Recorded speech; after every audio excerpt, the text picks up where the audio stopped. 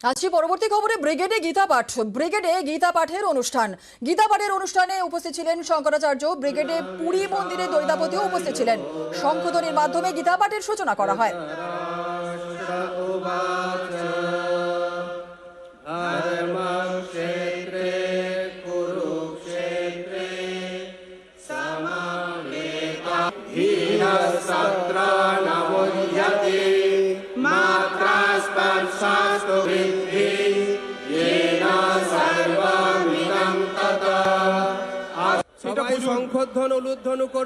ব্রিগেডে গীতা পাঠের অনুষ্ঠানে আজ উপস্থিত ছিলেন শঙ্করাচার্য।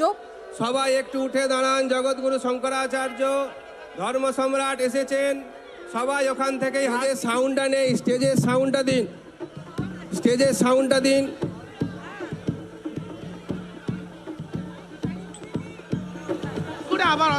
জয় গীতা।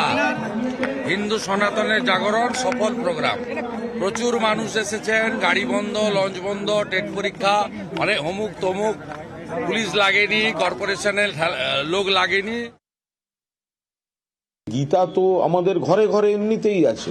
এখন গীতা নিয়ে যারা রাজনীতি করতে যায় বা পলিটিক্যাল ইভেন্ট বানাতে যায়, সেটা নন পলিটিক্যাল প্যাকেজেই হোক, সেটা গীতার পক্ষে অসম্মানজনক। এটা কোনো কাজের কথা নয়।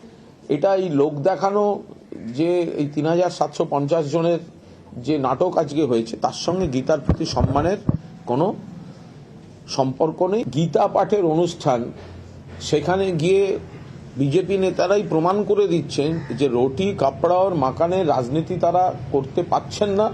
সেই কারণেই কখনো রাম, কখনো গীতা এসব সামনে রেখে পলিটিক্যাল ইভেন্ট করতে হচ্ছে। অমিত শাহ এসে দেখে গেছিলেন ধর্মতলা ফ্লপ, এবার ব্রিগেড ভরবে না খবর পেয়েই নরেন্দ্র মোদী আসেন।